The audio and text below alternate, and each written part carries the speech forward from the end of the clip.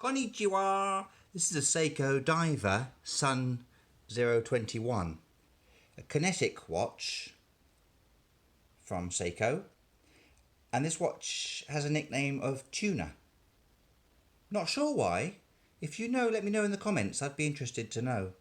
Is it to do with this bezel shroud resembling a tin of tuna? I don't know. If you do know, I would be interested to know. So this is a Kinetic watch, and it uses the 5M85 quartz movement, and it charges the battery with the movement of your hand, of your wrist, and uses the battery to run the quartz movement, so hence the ticking second hand. Now it's good for 6 months, the charge, so that's pretty cool. And it's got a hacking movement. You can't hand wind it, but it does have hacking. Let's have a look at the watch in detail together, shall we? So it's 48 millimeters across, so it's a huge watch. It's a really chunky watch as well. I'll just get my little ruler and we'll measure the thickness. It comes in at 15.5 millimeters thick, which is chunky. Now the bezel, the lug width is 24 millimeters. The lug to lug is 50 millimeters, even 51 millimeters. So it is a big chunky watch. I'll show you it on my wrist. So I've got a 7.5 inch wrist, and well, it looks alright actually. But I mean, it's definitely there, isn't it? It's not a discreet, easy wear.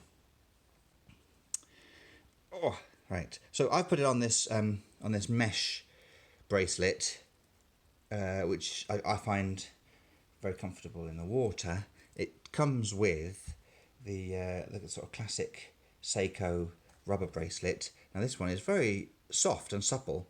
Has a steel keeper, all the branding and stuff. So it comes on a great rubber bracelet.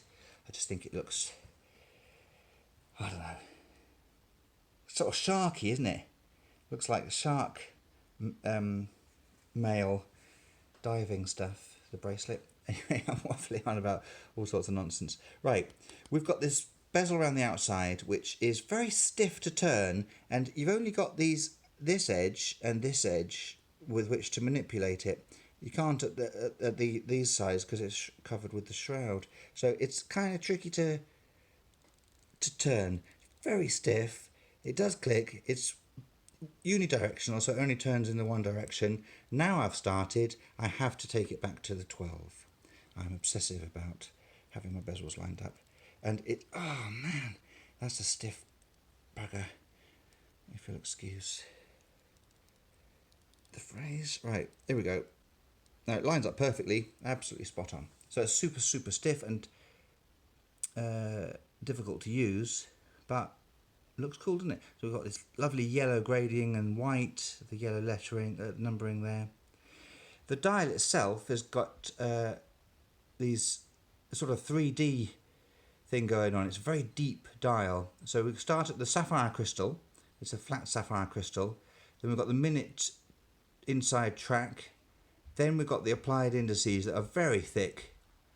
Then we've got this sort of little inner track, inner 24-hour track in blue, 24-hour track, because this is, I should have said actually at the start, it's a GMT watch, so it does have the blue GMT hand. And then there's the bottom of the dial, which is black, deep black, and it's got Seiko. Let's just get the hands out of the way so you can read it. Whilst I'm here, look at the crown. It's a screw crown, little yellow stripe around it. Beautiful details. So here we go. So we've got Seiko printed at the top, X logo there, Kinetic, divers 200 meters, and then some very small writing at the bottom that says Japan, and then presumably the movement number or the model number. The screw down crown goes in nice and smooth.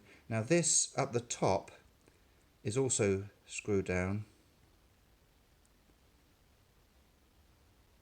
Oh, right, okay. So that is the charge checker. I must admit, I don't really know how that works. If you know, I would be interested to learn about it. And how do I set the GMT hand? Let's have a look at this together. So I've pulled the crown out to the first movement. Nothing's happening. There's the first click, I should say. There's first click, that does the... Oh, that's the GMT hand. I do apologise. So the GMT hand is this white one that's pointing at 12 at the moment. The blue is the hour hand. So I'm turning the GMT hand. Okay. Then I put it out to the second click, and that's the time. Oh, I see. Right. Gosh, I'm a dunce sometimes. Right. And then, how do I change the date? I don't know how I change the date. Maybe there isn't a quick set date feature.